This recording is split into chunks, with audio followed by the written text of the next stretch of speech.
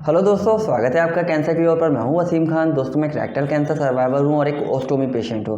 दोस्तों, अगर मेरे चैनल पर नए हो, मेरा वीडियो पहली बार देख रहे हो तो आपको बता दूं, मैंने इस चैनल पे कैंसर से रिलेटेड और ओस्टोमी से रिलेटेड बहुत सारे वीडियोस अपलोड किए हुए हैं। तो अगर आपको कोई भी जानकारी चाहिए, कुछ भी जानना चाहते हो ओस्टोमी से या कैंसर से रिलेटेड, तो आप मेरे चैनल पर जाके अपनी प्रॉब्लम को सर्च करना, आपको 99% आंसर मिल जाएगा।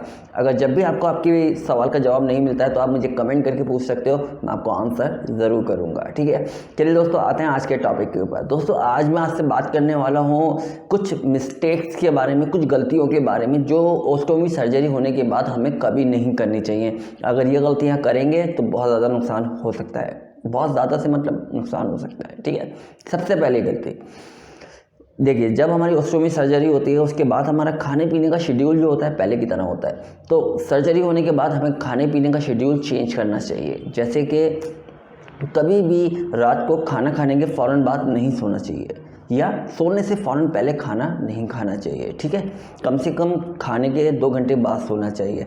अगर आप ऐसा नहीं करोगे तो क्या होगा मैं बता देता हूँ। मान लो आप खाना खाते हो और फ़ौरन सो जाते हो और आपको गैस बनना शुरू हो जाती है, तो उस कंडीशन में होगा ये कि आपका स्टोमा बैग जो है गुब्बारे की तरह, बैलून की तरह फूल जाएगा और वो फट भी सकता है। मैं सच्ची कह रहा हूँ कि बैग फट जाता है गैस की वजह से।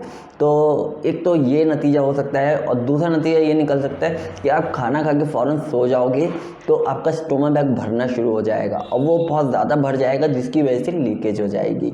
तो पहली मिस्टेक ये है कि खाने के फ़ौरन बाद नहीं सोना है। ठीक है, चलते हैं दूसरी की ओर। दूसरी गलती दोस्तों मैं बताता हूँ आपको। दूसरी चीज़ ये होती है कि जब हमारी ओस्टोमी सर्जरी हो जाती है तो उसके बाद हमें ज़्यादा वज़न नहीं उठाना चाहिए, ज़्यादा ताकत का इस्तेमाल नहीं करना चाहिए। क्यों? क्योंकि अगर आप वज़न उठाओगे, किसी चीज़ पे ज़ोर लगाओगे तो पूरा ज़ोर आपके पेट पे पड़ेगा, जिससे जो स्टोमा होता है उस पर फ़र्क पड़ेगा और होगा ये कि स्टोमा बाहर निकल आएगा। मेरे साथ ऐसा हुआ था। सर्जरी के बाद मैंने वज़न उठा लिया था, मेरा स्टोमा इतना बाहर आ गया था। अब आप सोचो उस टाइम मेरी क्या हालत हुई होगी। ठीक है, चलिए तीसरी मिस्टेक।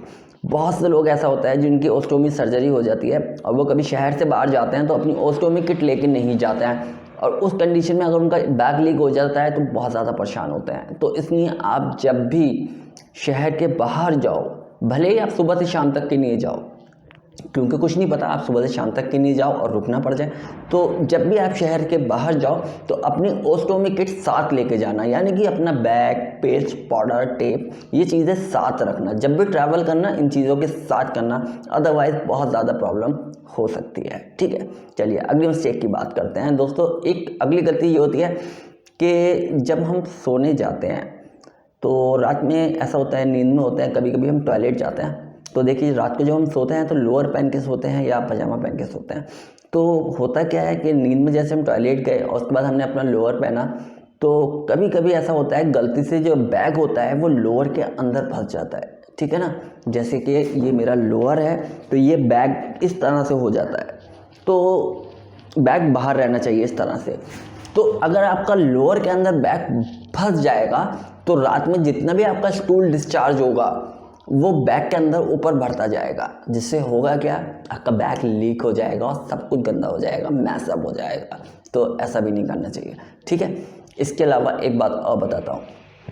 ओस्टोमी सर्जरी होने के बाद आपको ये बात का ध्यान रखना है कि जब भी आप सोने जाओ तो सोने से पहले आपका बैग चाहे कितना ही भरा हो, थोड़ा सा भरा हो या बहुत भरा हो, उसे खाली करना ज़रूरी है। ठीक है, सोने से पहले बैग को खाली करना बहुत ज़्यादा ज़रूरी होता है। तो जब भी आप सोने जाओ अपने बैग को खाली करो, उसके बाद सो। ठीक है, इसके अलावा जिनकी नई नई सर्जरी हुई है उन लोगों के साथ इस तरह की प्रॉब्लम आती है कि वो सोते हैं और सोते में उनके बैग बहुत ज़्यादा लीक होते हैं। ऐसा क्यों होता है? इसके पीछे बहुत सारे रीज़न्स हैं जिसके ऊपर मैंने बहुत सारी वीडियोज़ बनाई हुई हैं। तो अभी हम रीज़न पे नहीं जाते हैं, इसके सॉल्यूशन पे जाते हैं कि जब आपकी ओस्टोमी सर्जरी हो जाती है तो उसके बाद जब आप रात को सो तो अपने दोनों तरफ तकिए रख के सोना। उससे क्या होगा, आप करवट तो लोगे लेकिन पूरी तरह से बल नहीं खा पाओगे। जैसे होता है ना, सोते में करवट लेते हैं और पलट जाते हैं दूसरी तरफ को। तो अगर आप सोते में ऐसे करवट लोगे तो बैग नीचे दब जाएगा, जिससे बैग लीक हो जाएगा और बैग फट भी सकता है, जिससे सब गंदा हो जाएगा।